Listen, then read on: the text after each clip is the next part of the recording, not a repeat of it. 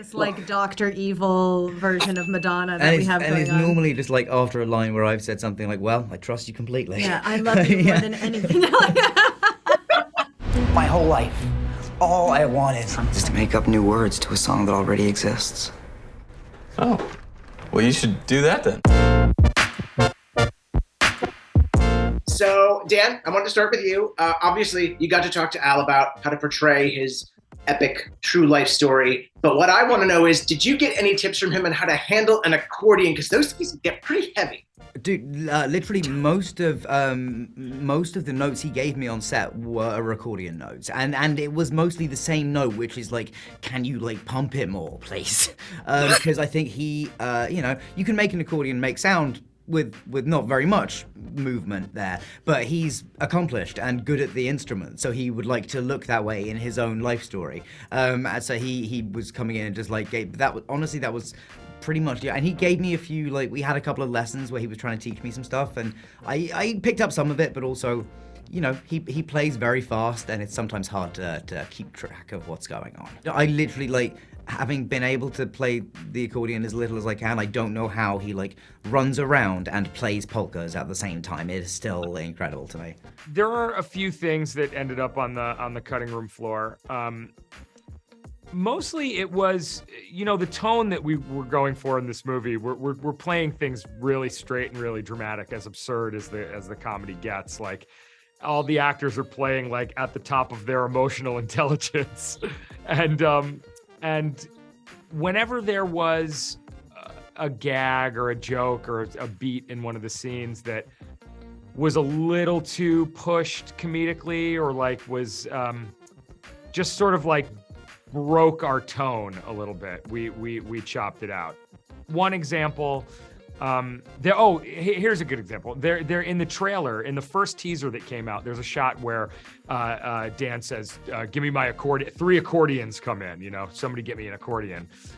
And it's like, it's really funny, and it feels like it's straight out of a Weird Al music video, right? It's like hilarious that there happens to be 3 accordions randomly at this party, and they all come into frame.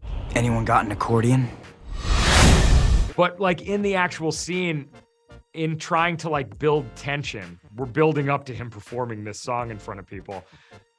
A joke like that, as fun and visual as it was, it just sort of like broke the tension.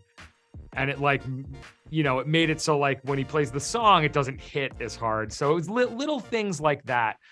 Thankfully, we were able to put that moment in the trailer, but there's like little moments like that sprinkled throughout the movie that had to come out for that reason. I mean, maybe maybe all those things that ended up on the floor we will release the Yankovic cut at some point and put all that stuff back in. Now, Evan, you get to play the inimitable and the dangerous Madonna. Obviously, there is that line between reality and fiction. Can you give me the best example of where that line between mimicry and just digging into the weirdness really came into play?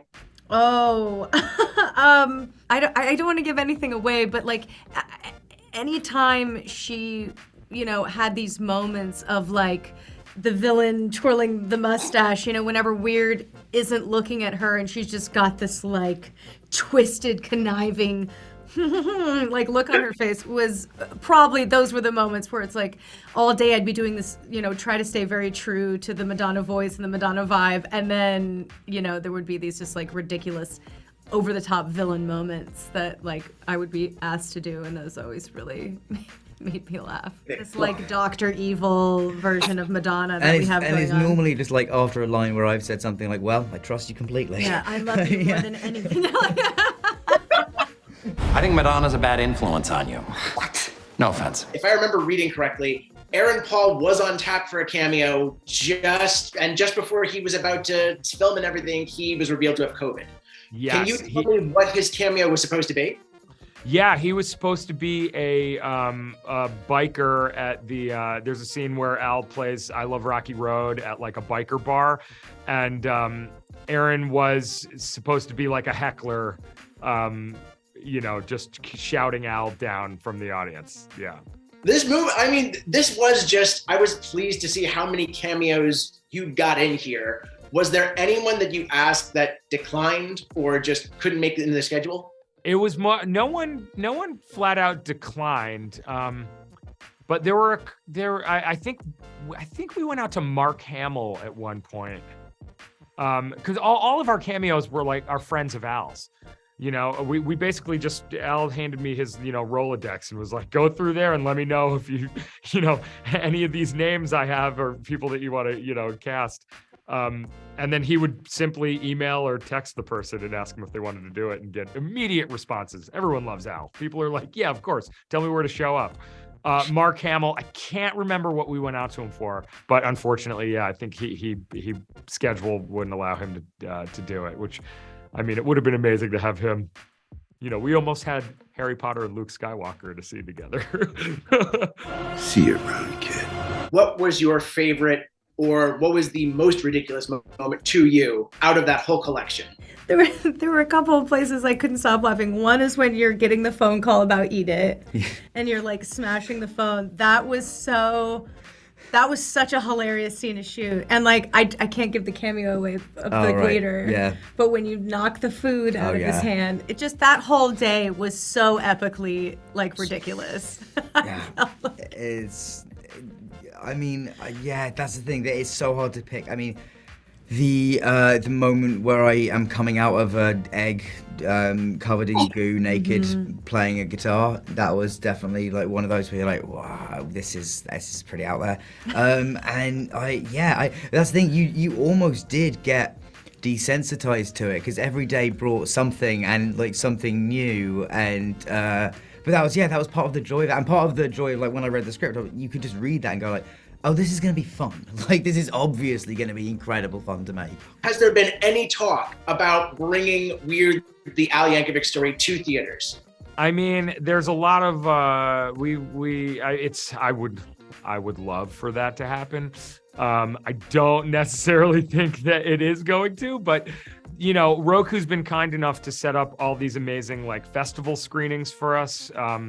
We just played Beyond Fest in Los Angeles. There's a handful of other screenings coming up leading to our premiere.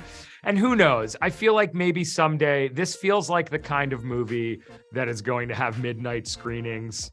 It's like Rocky Horror, like Wet Hot American Summer, that people are going to be showing up in Hawaiian shirts and watching this movie in theaters, down the line for years. I mean, that's the best life that I could, ever hope for it to have. Well, unfortunately, our time is wrapped up today, but I just want to say before I go, you both have given the best Zucker Brothers style makeout scene in history, and I want to applaud you for that. That is huge. There is truly Thank no you. compliment higher. Very That's much. Awesome. Thank you.